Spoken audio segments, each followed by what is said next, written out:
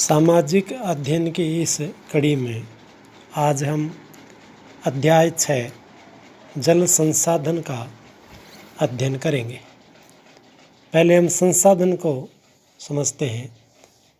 पर्यावरण में उपलब्ध वे सभी वस्तुएं जो हमारी आवश्यकताओं की पूर्ति करती हो और उसके लिए प्रौद्योगिकी उपलब्ध हो, संसाधन कहलाती है। जल प्रकृति की अनुपम देन है। पृथ्वी के धरातल पर 29% स्थल व 71% जल है, परंतु सारे का सारा जल उपयोग में लेने योग्य नहीं है। 71% का 97% भाग महासागरों में खारे पानी के रूप में है। मात्र 3% जल उपयोग हेतु है। इस 3% का भी 69% हिम रूप में यानी बर्फ के रूप में और 30% भूमिगत रूप में यानी जमीन के अंदर है। शेष 1% जल का हम दैनिक जीवन में उपयोग कर पाते हैं। अब हम समझ गए होंगे कि हमारे लिए जल का कितना महत्व है और मानव या अन्य जीव जंतुओं के लिए उपयोगी जल मात्र 1% है। जल प्रबंधन। वर्षा जल का अधिकांश भाग नदियों के माध्यम से समुद्र में व्यर्थ चला जाता है, जो बाढ़ जैसी समस्याओं को जन्म देता है। इस व्यर्थ जल को बहते हुए रोकना, सूखे के काम में लेना, विद्युत निर्माण, पेयजल आपूर्ति, सिंचाई, मछली पालन व पर्यावरण संरक्षण के काम में लेना ही जल संरक्षण है। भारत में पंचवर्षीय योजनाओं के माध्यम से बहुउद्देशीय योजनाएं प्रारंभ की गई है, जिसको हम 2 प्रकार से जान सकते हैं। नंबर 1, केंद्र सरकार की योजनाएं, जैसे भाखड़ा नांगल, रिहंद, दामोदर, हीराकुंड, कोसी, टिहरी परियोजनाएं आदि प्रमुख है। दूसरा, राज्य सरकारों के माध्यम से जल प्रबंधन। नागार्जुन सागर परियोजना आंध्र प्रदेश की ये योजना है। मध्य प्रदेश की संयुक्त परियोजना से चलता है। मध्य प्रदेश राजस्थान की संयुक्त परियोजना से चंबल परियोजना, तुंगभद्रा परियोजना आंध्र प्रदेश कर्नाटक की संयुक्त परियोजना, सरदार सरोवर परियोजना गुजरात व मध्य प्रदेश व राजस्थान की संयुक्त परियोजना है।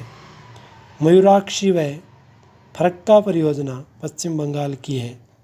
माही परियोजना गुजरात व राजस्थान, गंडक परियोजना बिहार, उत्तर प्रदेश आदि परियोजनाओं को संचालित कर। उपयुक्त में हम बहुउद्देशीय परियोजनाएं व उनके उद्देश्य समझ सकते हैं।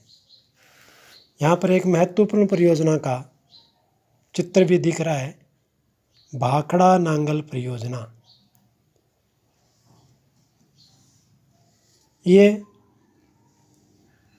पंजाब, हरियाणा, राजस्थान की संयुक्त परियोजना है। 1948 में प्रारंभ होकर 1963 में पूर्ण हुई। ये परियोजना भारत की सबसे बड़ी परियोजना है। इसके तहत 2 बांध बनाए गए हैं, भाखड़ा व नांगल। भाखड़ा विश्व के सीधे खड़े बांधों में सबसे बड़ा बांध है। 167.64 मीटर ऊंचा व 518.16 मीटर लंबा है। अगली परियोजना दामोदर घाटी परियोजना। दामोदर नदी की विकरालता को कम करने के लिए इसको अमेरिका की टेनेसी घाटी परियोजना के प्रारूप के अनुसार झारखंड व पश्चिम बंगाल की संयुक्त परियोजना है। इस परियोजना के तहत कई नदियों पर अनेकों बांध व विद्युत घरों का निर्माण किया है। हीराकुंड परियोजना, यह प्रायद्वीपीय भारत की महत्वाकांक्षी परियोजना है। उड़ीसा की महानदी पर निर्मित हीराकुंड बांध विश्व का सबसे लंबा बांध है, जिसकी लंबाई 4801 मीटर है। इसके प्रथम चरण में नहरों व द्वितीय चरण में विद्युत घरों का निर्माण करवाया। राजस्थान में बहुउद्देशीय परियोजनाएं।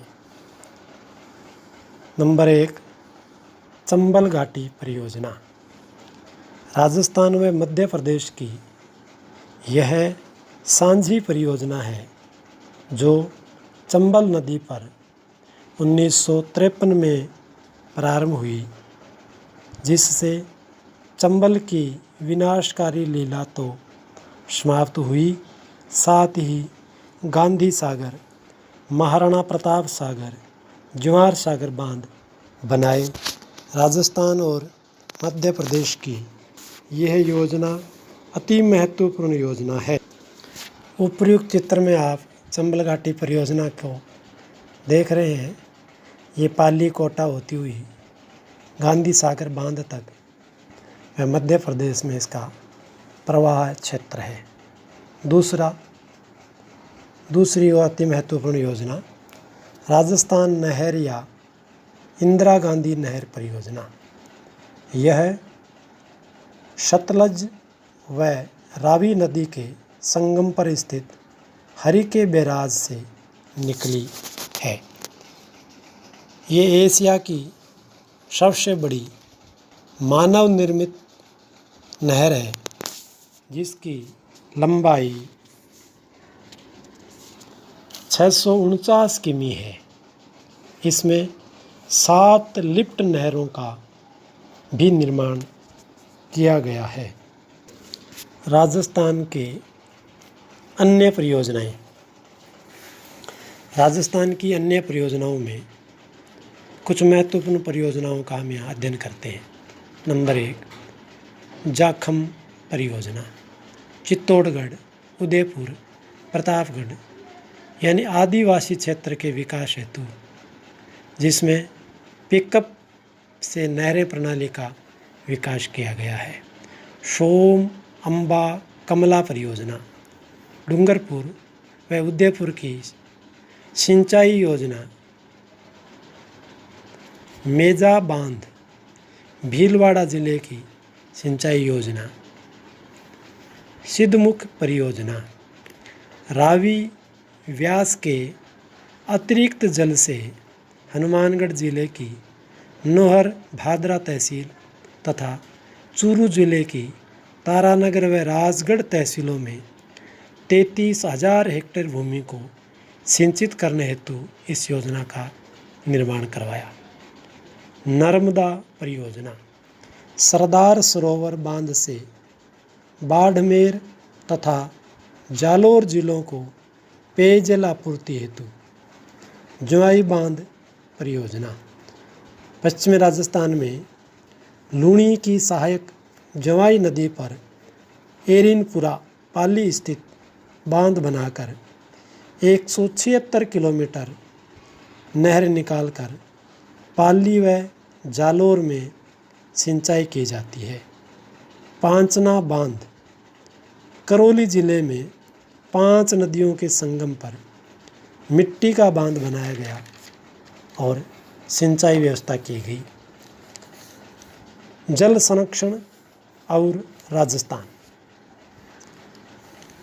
भारतीय संस्कृति में जल को अमृत माना गया है। इसके प्रति संवेदनशीलता के कारण शासकों, सेठ साहूकारों, स्थानीय नागरिकों ने गांवों तथा शहरों में कुएं, बावड़ी, तालाब, झीलों का निर्माण करवाया। वर्षा की कमी के कारण यहाँ इसका महत्व और अधिक हो गया। राजस्थान में परंपरागत जल संरक्षण के रूप।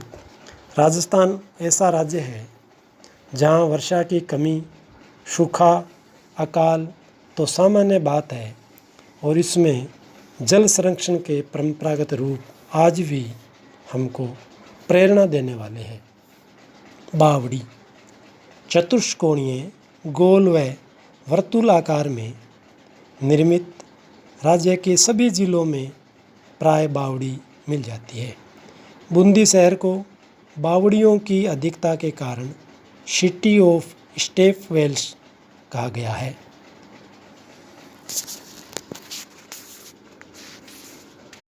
तालाब, इसमें वर्षा जल को एकत्रित किया जाता है। राजस्थान में पाली, हेमाबास, सरेरी, मेजा, भीलवाड़ा, बानकिया, सोनापानी, चित्तौड़गढ़, गढ़ी सरवै, गज स्वरूप तालाब जैसलमेर ज़िले में प्रसिद्ध है।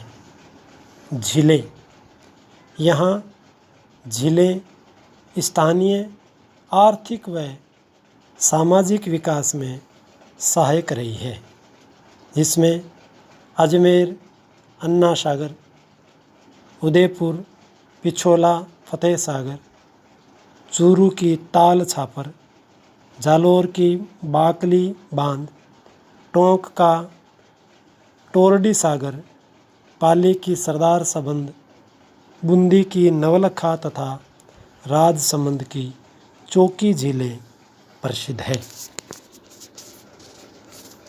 नाडी, सामान्यतः तालाब का छोटा रूप 4 से 5 मीटर गहरी, पश्चिमी राजस्थान में पशुओं तथा वन्य जीवों के पेयजल का प्रमुख स्रोत। टांका, पश्चिमी राजस्थान में 5 से 6 मीटर गहरा गड्ढा खोदकर बनाया जाता है। ऊपरी भाग को पत्थरों व लकड़ियों से ढककर रखा जाता है। जोहड़, शेखावाटी व हरियाणा क्षेत्र में वर्षा जल को संरक्षण एवं संग्रहण का प्रमुख साधन। वर्षा जल आगोर के माध्यम से संग्रह किया जाता है, यानी जोड़ के बाहर खाली भूमि रखकर उसको मिट्टी को जमा कर वहाँ से पानी संग्रह किया जाता है। उत्तरी बेरी, छोटी कुई 5 से 6 मीटर गहरा खड्डा खोदकर बनाई जाती है। दीवारों को पत्थरों से बांधा जाता है, जिसमें भूमिगत जल रिस कर आता है। खड़ीन, जैसलमेर ज़िले में मध्यकाल में पालीवाल ब्राह्मणों ने यह तकनीक अपनाई थी। पहाड़ी भागों में वर्षा जल में बहते हुए जल को ढालू भागों पर कच्ची अथवा पक्की मेड़ से रोका जाता था। अब हम जल स्वावलंबन के बारे में अध्ययन करते हैं, यानी स्थानीय स्तर पर जल का समुचित प्रबंध जल स्वावलंबन कहलाता है। परंपरागत स्रोतों का पुनर्विकास कर सिंचाई एवं अन्य कार्यों में उपयोग इस प्रकार से करना कि भविष्य में स्थानीय स्तर पर जल उपलब्ध हो सके। मुख्यमंत्री जल स्वावलंबन योजना, राजस्थान में इस योजना के तहत भूजल स्तर में वृद्धि एवं गुणवत्ता में सुधार के साथ साथ विलुप्त हो रहे जल संसाधनों को पुनर्जीवित करने का कार्य किया है। उन्नत तकनीक को बढ़ावा व जल संरक्षण के जागरूकता बनाए रखने हेतु इस योजना का प्रमुख उद्देश्य है रखा गया है। यानी खेत का पानी खेत में, खूड का पानी खूड में, गांव का पानी गांव में, शहर का पानी शहर में, सड़क